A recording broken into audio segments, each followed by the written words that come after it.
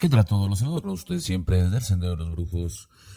Vamos a continuar con la lectura de este libro que es precisamente el libro del monte. Un libro obligado para todas aquellas personas que estén o se quieran acercar al culto de la santería, de la Oshifá, del Palo Mayombe. Ya sabes que si tú quieres una consulta en santería, en Palo Mayombe, los números para que mandes WhatsApp es el 5614-096972, 5617-609082, 5630-115608. Y bueno, vamos a empezar con esta lectura de El Monte de Lidia Cabrera. El Monte, capítulo 1. Persiste en el negro cubano con tenacidad asombrosa la creencia en la espiritualidad del monte. En los montes y malezas de Cuba habitan, como en las selvas de África, las mismas divinidades ancestrales, los espíritus poderosos que todavía hoy, igual que en los días de la trata, más teme y venera, y de cuya hostilidad o benevolencia siguen dependiendo sus éxitos o fracasos.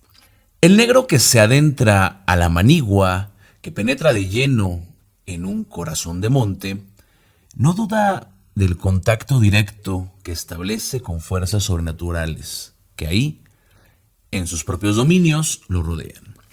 Cualquier espacio de monte, por la presencia invisible o a veces visible de dioses y espíritus, se considera sagrado. El monte es sagrado, porque en él residen, viven las divinidades. Los santos están más en el monte que en el cielo, engendrador de la vida. Somos hijos del monte, porque la vida empezó ahí. Los santos nacen del monte y nuestra religión también nace del monte. Me dice mi viejo yerbero Sandoval, descendiente de Ecudos, todo se encuentra en el monte, los fundamentos del cosmos, y todo ahí que pedírselo al monte, que nos lo da todo. En esa explicación y otras semejantes, la vida salió del monte. Somos hijos del monte, etc. Para ellos, monte equivale a tierra en el concepto de madre universal, fuente de vida. Tierra y monte son lo mismo. Ahí están los orisas, el Ewa, Ogun, Ochosi, Oko, Aye, Shango, Ayaguna, y los Seguns, los muertos, el Eco, Icus y Valles. Está lleno de difuntos. Los muertos van a la manigua. En el monte se encuentran todos los Eshu, entes diabólicos, los Siwi, los Salamun, y Ayes, los Ardillés, la cosa mala, y Yondo, espíritus oscuros maléficos que tienen malas intenciones. Toda la gente extraña del otro mundo, fantasmales y horribles de ver. Animales también del otro mundo, como Keneno, Kiama o Colofo, Aroni, que Dios nos libre. El clarividente solitario de la manigua enmarañada percibe las formas impresionantes que para el ojo humano asume a veces estos trasgos y demonios silvestres que el negro siente al entrar en la vegetación.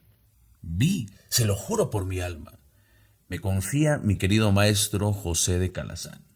La cabeza de un negrazo peludo, como una araña, que le salían los pies de las orejas, guindando por una pata de una rama. Y no pongamos en duda la espeluznante realidad de esta cabeza entrevista en algún breñal formada en el misterio de la penumbra y del miedo, ni de otra visión suya producto de alguna ilusión que para un negro creyente pronto se convierten en realidad. Como todo lo que sueña o imagina, la mentira que tan a menudo improvisa por una predisposición extraordinaria de autosugestión, que no debemos perder de vista para no dudar invariablemente de su sinceridad y comprenderlo mejor. A la postre se impone a su ánimo con el convencimiento de una experiencia verdadera. El hecho fabuloso que inventa en poeta, basta que lo relate unas cuantas veces para que se transforme insensiblemente y quede registrado en su conciencia como algo que le sucedió realmente. Y aunque la facilidad de autopersuasión, si bien no tan exagerada en rigor, no solo es privativa del negro, en él nos explica muchas particularidades de su alma, de su gran emotividad religiosa, de su credulidad y desde luego la influencia persistente, incalculable, que el hechicero y la magia ejercen continuamente en su vida. Dominio natural de los espíritus, muchos de los cuales han visto con sus propios ojos y más despiertos algunas de mis más serios y convencidos informantes, viejos y jóvenes. El monte, lógicamente, es un lugar peligroso para los que se aventuran en él sin tomar precauciones. Toda cosa aparentemente natural excede los límites engañosos de la naturaleza. Todo es sobrenatural. ¿Verdad que solemos ignorar o que hemos olvidado con la edad? Los blancos, la mayoría de los espíritus, algunos temibles, que se alojan en ciertos árboles y matojos. Las grandes divinidades que habitan y señorean el monte. En ceibas y jagüeyes son, como todos los espíritus y divinidades, ya malévolas o benévolas. Un extremo susceptibles, añadiré, con la aprobación de mis instructores, que todas son en extremo interesadas. Es indispensable conocer sus exigencias, proceder de acuerdo con la regla establecida por los mismos espíritus. El monte tiene su ley, y por los abuelos africanos que enseñaron e iniciaron a los viejos criollos. Para que el monte sea propicio al hombre y lo ayude en sus empeños, es menester saber entrar en el monte. Cedo la palabra a Gabino Sandoval, que se precia de explicarlo todo con claridad de entendimiento y sabe escoger bien sus ejemplos. Figúrese que Ego, el monte, es un templo. El blanco va a la iglesia a pedir lo que no tiene, o a pedir a Jesucristo o a la Virgen María o a cualquier otro miembro de la familia celestial. Le conserve lo que tiene y se lo fortalezca. Van a la casa de Dios para atender sus necesidades, porque sin duda, sin la ayuda de Dios, ¿qué puede un hombre? Todos los negros vamos al monte como si fuésemos a una iglesia, porque está lleno de santos y de difuntos, a pedirle lo que nos hace falta para nuestra salud y para nuestros negocios. Ahora bien, si en esta casa ajena se debe ser respetuoso, en la casa de los santos, no se será más respetuoso. El blanco no entra en la iglesia, como Pedro por su casa. ¿Qué piensa el Santísimo si usted le vuelve la espalda al altar, cuando a lo que usted va es a pedirle que le dé salud, que lo ayude, que le dé esto o lo otro? Jesucristo se ofende si la oye, no le pone atención, porque todo tiene su manera. Y esa no sería manera de dirigirse a ningún santo. Pues lo mismo es el monte, y como ahí también hay santos, y están las ánimas y los espíritus todos, tampoco se entra sin respeto y con postura, y con mayor razón cuando se va a pedir. El monte encierra esencialmente todo lo que el negro necesita para su magia, para la conservación de su salud y de su bienestar. Todo lo que hace falta para defenderse de cualquier fuerza adversa, suministrándole elementos de protección o de ataque más eficaces. No obstante, para que consienta en que se tome la planta o el palo o la piedra indispensables a su objeto, es preciso que solicite respetuosamente su permiso y sobre todo que le pague religiosamente con aguardiente, tabaco, dinero y en ciertas ocasiones con la efusión de la sangre de un pollo o de un gallo, el derecho, el tributo que todos le deben. Un palo no hace el monte, y dentro del monte, cada árbol, cada mata, cada hierba, tiene su dueño, y con un sentido de propiedad perfectamente definido. Sin cortesía, me aseguró Varo, el monte no da una hojita ni nada que tenga virtud. No olvidemos que nuestros negros todo lo humanizan. Si al monte no se le saluda, si no cobra, se pone bravo. El ladrón más osado en poblado no se atreve en descampado a apoderarse de un bejuco para un hechizo sin un reverente con su licencia. Y sin abonarle una buena ley al dueño invisible y temido, unas monedas de cobre, y si no las posee, unos granos de maíz equivalentes. MC que va a la manigua con la frecuencia en luna nueva, le dice así ante todo saluda al viento del monte. Tie lo masime. Buenos días. En diambo lugüeña, tie en diambo. Que yo en bomba empaca. Memi tú, cuenda mensu. Con ancila yari yari. Con zambimpungo mi en bomba. Con alembo en zambiloana. En guitu cuenda. Cuenda bacondo en bomba en simbo. En sasi lucasa. Pa cuenda en polo matari. En sasi. Dios, dame licencia. En resumen, hablando en Congo, MC le dice al monte, mira, te doy para que me permita recoger lo que necesito, para un talismán o unos polvos, para llevarme sus piedras de ensasi. Sin esta reverencia, ¿sabe lo que se llevaría? No tendré esencia. Alma, árboles y plantas desempeñan un papel demasiado importante en la religión y en la vida mística de los negros de Cuba y en todo el pueblo mestizo de Cuba, para que estos, como observa Catalino, no sean legales con el monte, no hay santo, oriza sin egüé, ni enganga, enquizo, hechizo sin vitite en finda. Árboles y plantas son seres dotados de alma, de inteligencia y de voluntad, como todo lo que nace, crece y vive bajo el sol. Como toda manifestación de la naturaleza, como toda cosa existente, por lo menos así lo creen a pie de juntillas mis numerosos confidentes. Este año mi mar Pacífico se empeñó en no darme una sola flor, que no, me está castigando. Pero vamos a ver qué resuelve. Se me queja una mujer. Y es que cuando los vecinos me pidieron que le diese unas hojas sin pensar, yo se las di. Y a él no le gustó eso. Él quiere que le paguen. Es lo justo. Usted sabe que no se debe dar gratis hojas de mar Pacífico ni de paraíso.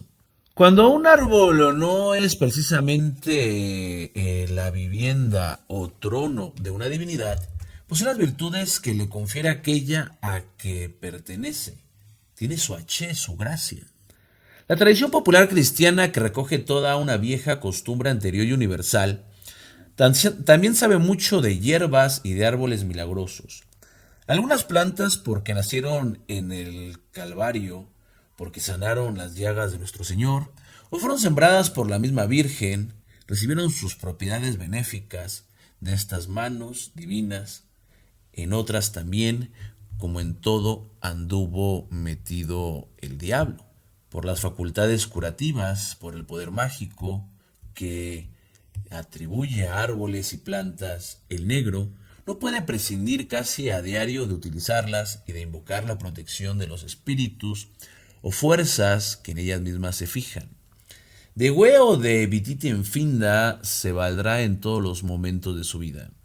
La magia es la gran preocupación de nuestros negros y la obtención, el dominio de fuerzas ocultas y poderosas que lo obedezcan ciegamente. No han dejado de ser su gran anhelo.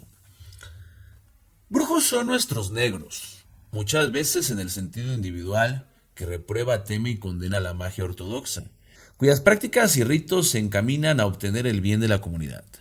Brujo, en provecho personal y en detrimento del prójimo.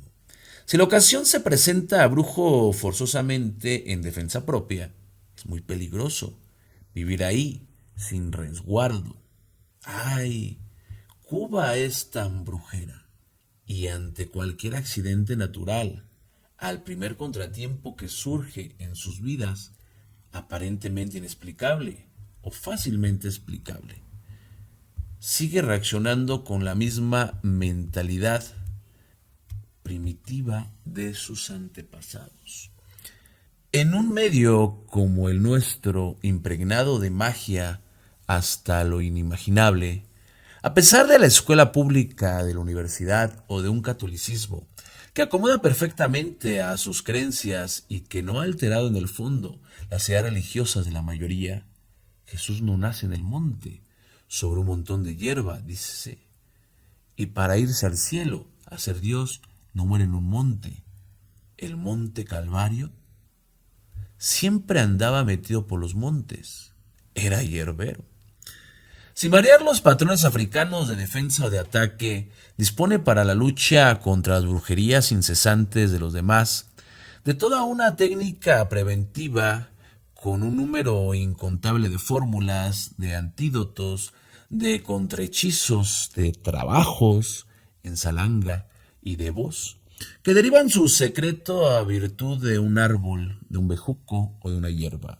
Conegüe, como llaman a las hierbas y plantas los descendientes de Locumis yorubas, o Ombitite Finda, los descendientes de Congo, y aquí el término comprende troncos, hojas y raíces, se alivian con simple dolor el estómago o se curan una llaga maligna.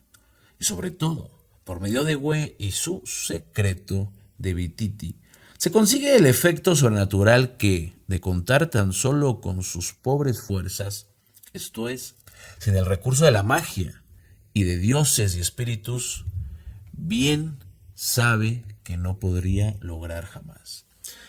Con Hue o Bititi en Finda se desbarata un maleficio, se purifica, se limpia un individuo de toda la mácula de brujería, se conjura con una mala influencia, se cierra el paso a lo malo, se aleja una desgracia de la casa, una desgracia o una persona inoportuna, se neutraliza la mala acción del enemigo y por lo que es más práctico y satisfactorio, se la despacha al otro mundo. Árboles y hierbas en el campo de la magia o en el de la medicina popular, inseparable de la magia, responden cualquier demanda. No es de extrañar que, considerados como agentes preciosos de la salud y de la suerte, nuestros negros, y quizás deberíamos decir nuestro pueblo, que en su mayoría es mestizo, física y espiritualmente, tienen por lo regular que en su mayoría un gran conocimiento de las virtudes curativas, que atribuyen a los poderes mágicos de que están dotadas las plantas. Curan, porque ellas mismas son brujas.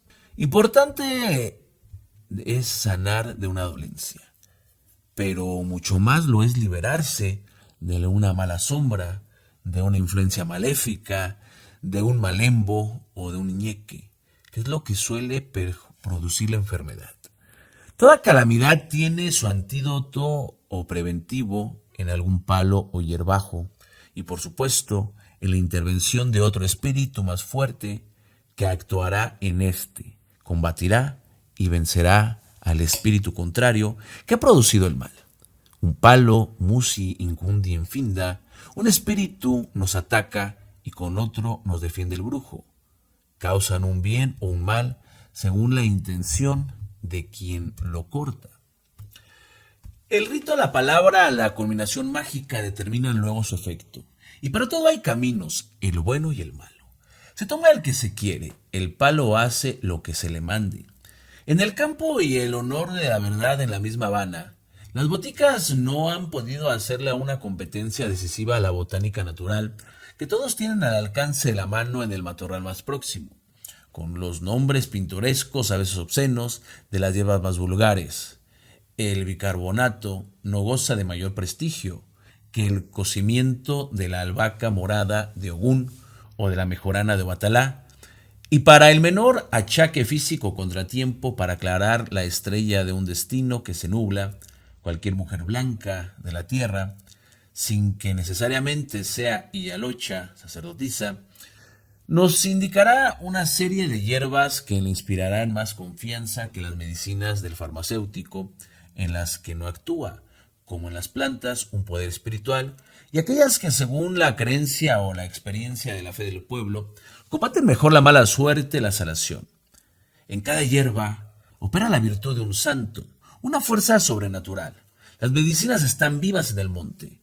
Me dice un viejo, de quien no logré se dejase tratar el reumatismo que prometía aliviarle el médico. Yo conozco la hierba, sé la que me conviene y iré a buscarla. Llevé a su médico a la manigua a ver si sabe a él que tiene que arrancar para quitarme un catarro. Mis mataduras me las remedió con hierbas y no con pinchazos. El médico insiste otro, nunca está en lo verdadero. Lo que cura es la forma mágica, la del engangantere o engangula, la de la gugú, la de la wo o babalao, y en el negro capitalino, a pesar de su innegable adaptabilidad a un progreso material, que aquí como en ninguna otra parte solemos confundir orgullosamente con la cultura, situado en el mismo plano de igualdad que el blanco, disfrutando de todos los órdenes, de los beneficios de la civilización, el atavismo africano no es menos fuerte e irreductible que en el negro campesino, en el palurdo y retrógrado. Raíz plantada en los comienzos del siglo XVI se mantiene firme y vigorosa, y aunque definitivamente rota en la segunda mitad del siglo XIX toda comunicación directa con África, nuestros negros en espíritu no han llegado a dejar de ser africanos, no han podido renunciar a sus creencias ni olvidar las secretas enseñanzas de sus mayores. Continúan fielmente sus viejas prácticas mágicas y para todo siguen recurriendo al monte. Se dirigen a las primitivas divinidades naturales que adoraron los antepasados y les legaron vivas. Alojadas en piedras y en caracoles, en troncos y raíces, a las que como aquellos siguen hablándoles en africano, en yoruba, en ewe bantú, el de la ciudad que sabe leer y escribir, escuchará la radio y pasa muchas de sus veladas en el cine, le sacrifica a su fetiche, a su prenda. Lo mismo que el rústico y analfabeto, que aún alumbra con una chismosa su bollo, internado en campo solitario. A este último, en lo que respecta a la magia o la curandería, se le tiene por depositario de la tradición más pura y vigorosa, y precisamente porque no ha salido del monte y conserva los secretos de los viejos de la nación, goza de todo el respeto del habanero, que va a consultarlo en caso de apuro o se deprecia, si a su vez es palero, para imponer su autoridad de haber sido alguna vez un discípulo y confidente. Lo mismo en los bollos que en las casas confortables de La Habana. El dios Elehuaque se representa por una piedra tallada como un rostro, y sigue y seguirá bien untado de manteca de corojo, vigilando con sus ojos de caracol, disimulando en un velador junto a las puertas de los hogares, de los hogareños mulatos, satisfechos con que una vez al mes, por lo menos, se le dé a beber sangre de un pollo, cuando no pide, aunque de tarde en tarde, que se le mate un tere ratón o un ecute jutía en la misma habitación donde se lee en una gran litografía del Sagrado Corazón de Jesús, suspendida en lugar preferente, Dios bendiga este hogar. Sincretismo religioso al que no siempre se sustrae el blanco. Reflejo bien de un sincretismo social que no ha de extrañar a nadie que conozca a Cuba y que analizo entre nosotros. Hace más de 40 años, Fernando Ortiz, en sus Negros Brujos, siempre los santos católicos han convivido en Cuba en la mejor armonía e intimidad. Hoy, francamente, con los santos africanos, del mismo modo que antes. Las patentes de los científicos y actualmente la penicilina y las vitaminas alteran con las hierbas consagradas de los curanderos hechiceros. Al fin y al cabo, como decía la difunda Calixta Morales, que sabía su catecismo de memoria y fue una de las sillalochas más honorables de La Habana. Los santos son lo mismo aquí y en África. los mismos con distintos nombres. La única diferencia está en que los nuestros comen mucho y tienen que bailar, y los de ustedes se conforman con inciensos, aceites y no bailan. En cuanto a las medicinas, es botánica disfrazada, palo hierba, y el monte están todas vivitas. En fin, casi siempre de acuerdo con lo que digan Ifá o Dilogún, el Bititi Mensu o Encala, espejo mágico de Mayombero, o el ser que se manifiesta por algún medium espiritista consultado, o cuando no le queda más remedio, el negro acude a los hospitales, se jacta en ocasiones de haber sido operado, la cicatriz que deja una operación se ostenta con cierta vanidad, tiene algo de distintivo o de sagrado, es como un eyé, un tatuaje, recibe las medicinas del dispensario, aún las paga con gusto si son caras las toma más con fe, pero en su fuero interno confía mucho más en la gracia del Ewe o Congue, en la magia secreta del santero, que una divinidad ha dictado y que se añade a la del facultativo. Jamás deja de ser del todo entrañablemente un hijo de la madre selva, del monte misterioso que, saturado de poderes enfluidos, recita las fuerzas sagradas, siempre despierta en su ánimo un atávico sentimiento mezclado de euforia y de profundo, temeroso misticismo.